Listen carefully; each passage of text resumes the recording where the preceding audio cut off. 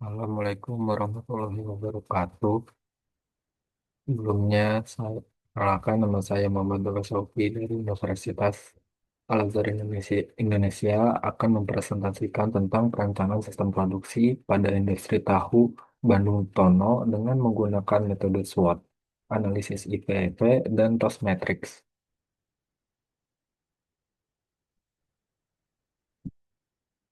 Selanjutnya di sini ada poin pembahasan, yaitu yang pertama ada pendahuluan, metodologi penelitian, hasil pembahasan, dan kesimpulan. Dan di sini kita akan menjelaskan pendahuluan. Tahu merupakan makanan pokok pengganti protein hewani asal China yang telah menyatu dengan budaya kuliner Indonesia. Efisiensi sistem produksi sangat penting untuk menekan biaya demi menjaga keuntungan dan keberlanjutan usaha. Identifikasi strength atau kekuatan, weakness atau kelemahan, opportunities atau peluang, dan threats atau ancaman. Analisis ini berfungsi menggambarkan situasi saat ini, namun bukan alat pemberi solusi yang instan. Dan yang terakhir ada efisiensi penggunaan sumber daya. Air dan kedelai masih rendah, sehingga menghasilkan limbah dalam jumlah tinggi. Penataan pabrik dan sistem pembuangan sampah atau limbah seringkali kurang diperhatikan. Dan selanjutnya di sini ada metodologi penelitian, yaitu kalau penelitian ini dimulai dengan identifikasi masalah dan studi literatur melalui Google Scholar, dan dilanjutkan dengan pengumpulan data di lapangan. Setelah data terkumpul, peneliti melakukan analisis SWOT bersama pemilik perusahaan untuk memetakan kekuatan, kelemahan, kelemahan, peluang, dan ancaman. Selanjutnya adalah menyusun matriks TAUS untuk merumuskan strategi spesifik serta melakukan analisis IVFV guna menentukan posisi strategis perusahaan melalui skor tertimbang. Dan yang terakhir, posisi tersebut digambarkan dalam matriks E dan kuadran sebagai dasar penarikan kesimpulan dan rekomendasi bagi keberlanjutan industri tahu tersebut. Dan selanjutnya di sini ada hasil pembahasan dari analisis SWOT, yaitu range kualitas produk terjaga menggunakan bahan baku kedelai berkualitas. Yang kedua, harga produk terjangkau cocok untuk berbagai lapisan masyarakat sehingga memiliki pasar yang luas. Yang ketiga, tenaga kerja berpengalaman, karyawan sudah terbiasa dengan proses produksi tradisional maupun modern. Dan yang keempat, hubungan baik dengan pemasok dan pelanggan, menjaga kontinuitas pasokan bahan baku dan loyalitas pelanggan. Yang kelima, produk ramah lingkungan. Limbah padat dapat dimanfaatkan untuk pakan ternak. Dan di sini ada weakness, manajemen administrasi dan keuangan masih sederhana. Pencatatan belum sepenuhnya terkomputerisasi. Yang kedua, kurangnya inovasi produk. Masih fokus pada tahu konvensional dan tanpa diversifikasi seperti tahu crispy, tahu bakso, tahu isi, dan lain-lain. Yang ketiga, kualitas produk bisa tidak konsisten, tergantung kondisi kedelai, cuaca, dan pengawasan pekerja. Yang keempat, kurangnya penerapan sistem 5S secara menyeluruh. Kebersihan dan kerapian belum dijaga dengan standar yang sama setiap hari. Dan yang terakhir, pemasaran masih bergantung pada penjualan lokal. Belum ada strategi distribusi yang lebih luas atau digital marketing. Yang ketiga, ada opportunities. Permintaan pasar yang terus meningkat. Tahu merupakan makanan pokok yang digemari banyak kalangan. Yang kedua, kesadaran masyarakat terhadap makanan sehat dan protein nabati meningkat, mendukung penjualan tahu. Yang ketiga, dukungan pemerintah terhadap UMKM pangan, peluang untuk mendapatkan pelatihan, peralatan, atau pembiayaan. Yang keempat, teknologi produksi modern memungkinkan efisiensi energi dan peningkatan kapasitas produksi. Yang kelima, potensi ekspansi pasar melalui online marketing atau kemasan modern menarik segmen konsumen muda. Dan yang terakhir ada trade. Yang pertama, persaingan ketat antar produsen tahu lokal. Banyak pabrik tahu kecil menengah di setiap daerah. Perubahan selera konsumen, munculnya makanan instan dan sifat cepat saji dapat menurunkan minat pada tahu tradisional. Yang ketiga, masalah lingkungan. Pengelolaan limbah cair yang tidak tepat dapat menyebabkan pencemaran dan teguran pemerintah. Yang keempat, kurangnya regenerasi tenaga kerja muda. Pekerjaan di pabrik tahu dianggap berat dan kurangnya menarik bagi generasi muda. Yang kelima, menaikkan harga bahan baku. Secara umum, harga kedelai impor mengalami tren kenaikan karena pelemahan rupiah. Dan selanjutnya di sini ada TOS Matrix. Yang pertama, strength, kualitas produk terjaga, harga produk terjangkau, tenaga kerja berpengalaman, hubungan baik dengan pemasok dan pelanggan, proses produksi ramah lingkungan.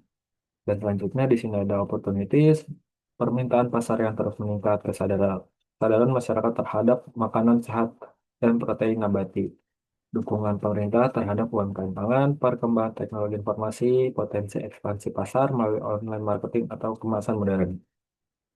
Dan di sini ada trades, persaingan ketat antar produsen tahu lokal, perubahan selera konsumen, kurangnya regenerasi tenaga kerja muda, masalah lingkungan, kenaikan harga bahan baku.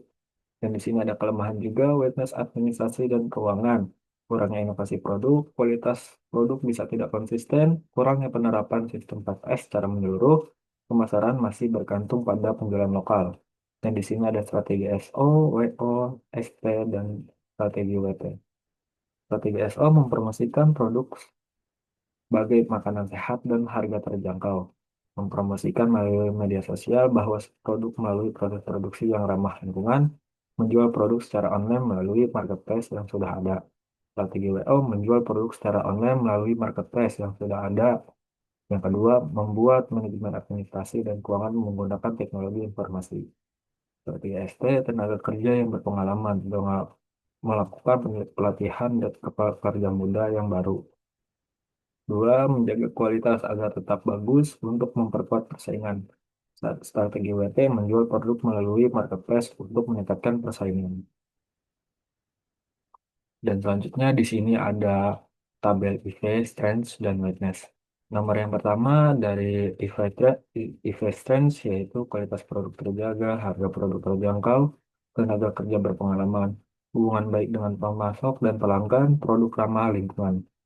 Dari di sini ada beberapa dari bobot. Yang pertama 0,1, 0,08, 0,7, 0,07, 0,06, 0,05 dengan total 0,072. Dengan total skor 0,252 untuk IPS Strength.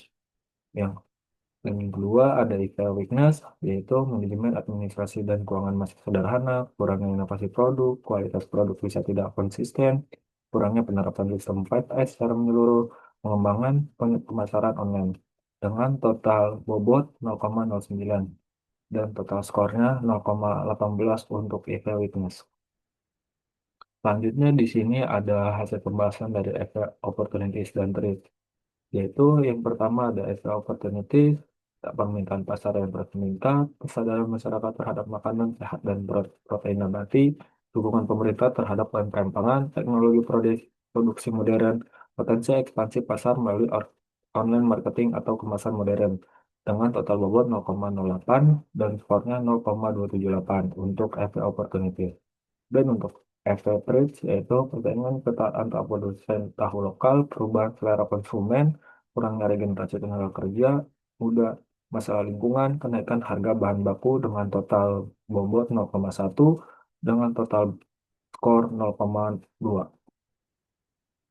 Selanjutnya di sini ada pembahasan dari matriks IA dan kuadran SWOT. Matriks IA ini yaitu menunjukkan total perhitungan skor IPEP. Posisi tahu Bandung Pono berada pada sel 5, hold and maintain. Posisi ini menandakan bahwa strategi yang paling tepat bagi perusahaan saat ini adalah mempertahankan dan memelihara stabilitas usaha yang sudah ada. Fokus utama dalam kuadran ini adalah menjaga pangsa pasar dan kualitas produk agar tetap relevan di tengah persaingan sambil secara bertahap memperbaiki efisiensi internal agar tidak tergerus oleh ancaman eksternal. Selanjutnya, di sini ada gambar kuadran SWOT yang menunjukkan titik koordinat, menunjukkan hasil di angka 0,36 dan 0,20 yang menempatkan bisnis pada kuadran growth atau pertumbuhan. Hal ini mengindikasikan bahwa perusahaan ini memiliki peluang dan kekuatan yang cukup untuk melakukan ekspansi bisnis secara terukur. Dan yang terakhir, kesimpulannya yaitu hasil hasil analisis menggunakan metode SWOT, IVF, dan matriks TOS dapat disebutkan bahwa industri tahu Bandung total memiliki posisi internal yang kuat, terutama pada aspek kualitas produk yang konsisten dan harga yang terjangkau. Meskipun menghadapi tantangan berupa manajemen administrasi yang masih manual dan kurangnya inovasi produk, perusahaan memiliki peluang yang besar sehingga sehingga meningkatkan permintaan pasar terhadap makanan sehat berbasis protein nabati. Hasil dari perhitungan matriks internal eksternal menempatkan bisnis ini pada sel 5 hold and maintain yang menunjukkan bahwa strategi terbaik saat ini adalah mempertahankan stabilitas usaha dan pangsa pasar yang sudah ada. Sementara itu, analisis quadrant SWOT ini titik koordinatnya 0,36 dan 0,20 yang berada pada area growth atau pertumbuhan, mengindikasikan bahwa perusahaan ini memiliki kekuatan yang cukup untuk melakukan ekspansi bisnis secara terukur. Strategi perkembangan dengan ke depan harus difokuskan pada digitalisasi manajemen keuangan, perluasan pemasaran dengan marketplace daring, serta penguatan regenerasi dari tenaga kerja melalui pelatihan terstruktur guna menjamin keberlanjutan usaha di tengah persaingan lokal yang ketat. Dan itu saja dari saya. Apabila saya ada kekurangannya, mohon maaf. Mohon maaf dan saya tutup. Assalamualaikum warahmatullahi wabarakatuh.